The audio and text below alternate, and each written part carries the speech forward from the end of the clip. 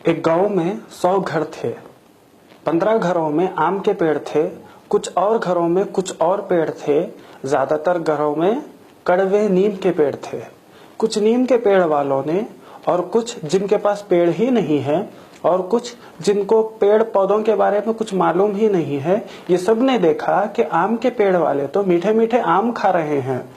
इनसे रहा नहीं गया, दुश्मनी में आकर सारे गांव में हवा बांध दी कि सारे गांव के आम के पेड़ काट दिए जाए, कुछ भी बाकी ना रहा जाए और हर घर में सिर्फ नीम का पेड़ लगाया जाए। आपको ये सुन के अजीब लगेगा, लेकिन यूनिफॉर्म सिविल कोड के नाम पर हमारे भारत देश में ऐसा किया जा रहा है। ये यूनिफॉर्म सिविल कोड है क्या? इससे किसको निशाना बनाया जा रहा है? इसके फायदे क्या हैं और इसके नुकसानात क्या हैं? हमारा भारत देश सारे जहां में अपनी डाइवर्सिटी के लिए मशहूर है। यहाँ पर सब मज़ाहिब देखने को मिलते हैं और इंडिया में 4 बड़े मजहब पैदा हुए हैं, हिंदुइज्म, जैनिज्म, बुद्धिज्म और सिखिज्म। हमारा मुल्क मुसलमानों की पॉपुलेशन में वर्ल्ड वाइड 3rd रैंक पर आता है। 1947 नहीं, बल्कि आप तारीख उठा के देख लीजिए, सदियों से हमारा देश प्लूरलिज्म की मिसाल है। अब इस डाइवर्स नेशन पर, सेकुलर नेशन पर यूनिफॉर्म सिविल कोड के जरिए बहुत बड़ा बदलाव लाने की कोशिश की जा रही है। यूनिफॉर्म सिविल कोड पर जो बहस कर रहे हैं, जो सपोर्ट कर रहे हैं, वो नहीं जानते कि यूनिफॉर्म सिविल कोड है क्या, और जो यूनिफॉर्म सिविल कोड के खिलाफ है, अगेंस्ट है, उन्हें नहीं मालूम कि वो क्यों यूनिफॉर्म सिविल कोड के खिलाफ है।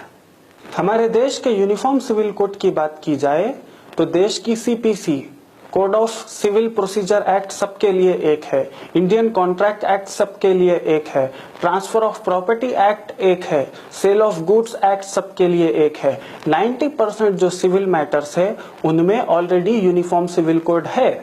अब बचते हैं आपके पर्सनल मैटर्स, आपके रिलीजियस मैटर्स। आपने किससे शादी की, आपने किसको डिवोर्स दिया, आपके मरने के बाद आपके जायदाद के हकदार कौन हैं, आपकी वसीयत किसको जाएगी, इस पर कानून ने आपको आजादी दी है। याद रखिए, 90% सिविल मैटर्स सबके लिए एक हैं, बस पर्सनल और रिलीजियस मैटर्स में किसी और का इंटरफेरेंस नहीं रखा गया। हमारे लिबरल्स के लिए एक एग्जाम्पल, अगर आप किसी और मजहब, कास्ट या बैकग्राउंड की लड़की से शादी या डिवोर्स करना चाहते हैं तो उसके लिए आपको स्पेशल मैरिज एक्ट भी मौजूद है। आपको आपके रिलीजियस पर्सनल लॉ के थ्रू ही जाने के लिए कोई फोर्स नहीं करता। मैं आप सबको फिर से बता दूं कि 90% लॉस सबके लिए यूनिफॉर्म है, यहाँ तक के क्रिमिनल एक्ट भी सबके लिए एक है, बस आपके पर्सनल और रिलीजियस लॉस में आपको आजादी दी गई है।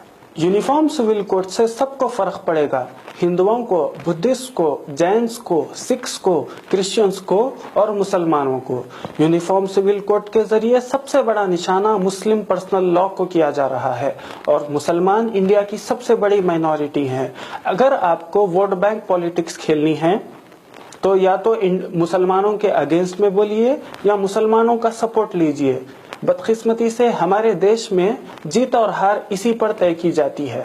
इस्लाम दुनिया का अकेला मजहब है जिसमें जीने की हर चीज का तरीका अल्लाह ताला ने सिखाया है। एक बच्चा माँ के पेट से पैदा होकर बड़ा बूढ़ा होके मर के खबर में जाने तक हर चीजें, सब लॉस अल्लाह ताला ने बेहतरीन सिखाए हैं शरीयत में। भाई, सीधे हाथ से खाना खाना और बाएं हाथ से इस्तिंजा करना भी हमें सिखाया गया है। क्रिएटर ही को तो बेहतर मालूम होता है ना कि उसके क्रिएशन के लिए क्या अच्छा है और क्या बुरा है। इस्लाम एक कंप्लीट दिन है, इंसानों को जीने का तरीका सिखाता है, एक कंप्लीट कोड ऑफ लाइफ है। तो फिर 3 तलाक का इशू उठाया जा रहा है। याद रखिए, ये सिर्फ 3 तलाक का इशू नहीं है, इसका नाम लेकर इंडिया से सारी इस्लामी शरीयत को एबॉलिश करने की कोशिश की जा रही है। रहा 3 तलाक का मसला, मुसलमानों में एक ग्रोह ऐसा भी है जो हलाल को हराम और 3 तलाक को नाजायज कहता है। इन्हें सलफी अहले हदीस कहते हैं और अल्हम्दुलिल्लाह मैं भी उन्हीं में से हूँ। लेकिन इसका ये मतलब नहीं कि कोई भी हम सब पर उंगली उठाएगा। मुसलमानों में आपसी इख्तलाफात हो सकते हैं, हम घर में लड़ लेंगे, लेकिन इसका ये मतलब नहीं कि हम बाहर वालों को हम पर उंगली उठाने का मौका देंगे। बिल्कुल भी नहीं। मुस्लिम्स का रेट ऑफ डिवोर्स 0.5% है और हिंदूज का सेपरेटेड विदाउट डिवोर्स 3.7% है। मुसलमानों में इससे तकरीबन 5 लाख लोगों की जिंदगियों में फर्क पड़ा है और हिंदुओं में 1,80,00,000 लोगों की जिंदगी में इससे फर्क पड़ा है। आप ही बताइए, तलाक बहुत बड़ा इशू है या उन 2 करोड़ लोगों की जिंदगियों का समाधान निकालना बड़ा इशू है? और आपको याद दिला दूं, इन 2 करोड़ सेपरेटेड विदाउट डिवोर्स लोगों में हमारे प्राइम मिनिस्टर मोदी भी आते हैं। मित्रों, ये भी देख लो। यूनिफॉर्म सिविल कोड लाना चाहिए, मुस्लिम पर्सनल लॉ एबॉलिश करना चाहिए, ऐसी साजिशें 1978 में भी शाहबानो के केस में की गई थी। ये शाहबानो केस क्या है? अहमद खान ने अपनी 62 साला बीवी शाहबानो को तलाक दे दिया और लोकल कोर्ट ने अहमद खान को कहा कि हर महीना मेंटेनेंस के शाहबानो को 25 रुपए दे देना चाहिए। शाहबानो ने इसकी अपील हाईकोर्ट में डाली कि बढ़कर पैसे देने चाहिए। हाईकोर्ट ने अहमद खान से कहा कि हर महीना 170 चिल्लर रुपए दे देना चाहिए। अहमद खान ने इसका इनकार किया और वापस अपील डाली। बहरहाल इस 25 रुपए 170 चिल्लर रुपए को दूसरों ने इतनी हवा दी कि इस मसले को सुप्रीम कोर्ट तक भी ले जाया गया और तब मुस्लिम पर्सनल लॉ को एबॉलिश करने और यूनिफॉर्म सिविल कोड को लाने की बहुत बड़ी नाकाम साजिश की गई। यूनिफॉर्म सिविल कोड के जरिए सबसे बड़ा निशाना मुस्लिम पर्सनल लॉ पर किया गया है। देखते हैं ये यूनिफॉर्म सिविल कोड क्या है।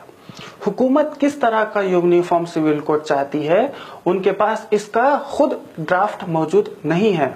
आज तक किसी ने सामने नहीं रखा कि यूनिफॉर्म सिविल कोड कैसा होना चाहिए। यूनियन मिनिस्टर वेंकैया नायडू ने कहा कि इस पर एक हेल्दी डिबेट होनी चाहिए, बहस मुबाहसा होना चाहिए। कैसी डिबेट? వెంకయ్య నాయుడు గారు, మీరు కూడా తెలుగు, మేము కూడా తెలుగు, చెప్పండి कैसी डिबेट, किस बिना पर आप डिबेट करेंगे? यूनिफॉर्म सिविल कोड को क्या हिंदू कोड से रूल्स एंड रेगुलेशंस निकालेंगे या फिर मुस्लिम पर्सनल लॉ से निकालेंगे या क्रिश्चियन एक्ट से निकालेंगे या स्पेशल मैरिज एक्ट से निकालेंगे? किस बिना पर आप यूनिफॉर्म सिविल कोड लाएंगे?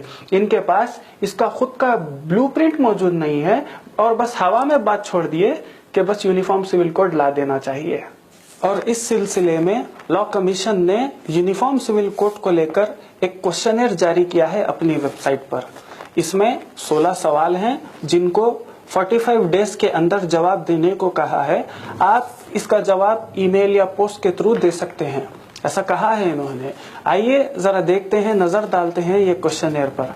आप खुद ताजुब करेंगे ये क्वेश्चनर को देखकर। 16 सवाल हैं जिनमें से 11 सवालों का जवाब सिर्फ यस और नो में पूछा गया है। इतना बड़ा इशू बनाया गया, इतना बड़ा मुद्दा उठाया गया, लेकिन जवाब सिर्फ हाँ या ना में ये लोग मांगते हैं। हाँ, क्या ये सवाल वाकई में सही है? क्या ये सवाल इतने बड़े इशू, इतने बड़े मुद्दे को हल करने के लिए काफी हैं? आप खुद देखिए। इसके थर्ड क्वेश्चन में पूछा गया कि क्या यूनिफॉर्म सिविल कोड से लोगों को फायदा पहुंचेगा। फिर फोर्थ क्वेश्चन में पूछते हैं कि क्या इससे जेंडर जस्टिस आएगी। भाई, क्या फायदा और जेंडर जस्टिस दोनों अलग अलग चीजें हैं? फायदा अलग है, जेंडर जस्टिस अलग है। ये कैसा सवाल है, समझ के बाहर है। फिर फिफ्थ क्वेश्चन में पूछते हैं कि क्या यूनिफॉर्म सिविल कोड आना चाहिए या नहीं आना चाहिए। आगे पीछे हट रहे हैं। भाई, आप खुद ये सवाल देखकर डाउट में आ जाओगे, परेशान हो जाओगे कि ये कैसे सवाल हैं। यूनिफॉर्म सिविल कोड सबके लिए है, तो आप खुद इसमें देखोगे कि सिर्फ 2 सवाल हैं जो हिंदू और क्रिश्चियन से रिलेटेड हैं। बाकी के सारे ज्यादातर सवाल सिर्फ और सिर्फ मुस्लिम पर्सनल लॉ पर किए गए हैं। क्या वाकई में इन सवालों से रेवोल्यूशन आ सकता है? क्या वाकई में इन सवालों से सारी कस्टमरी प्रैक्टिसेस, सारी रिलीजियस प्रैक्टिसेस को एबॉलिश करके सारे भारत के लोग एक लॉ, एक छत के नीचे आ सकते हैं?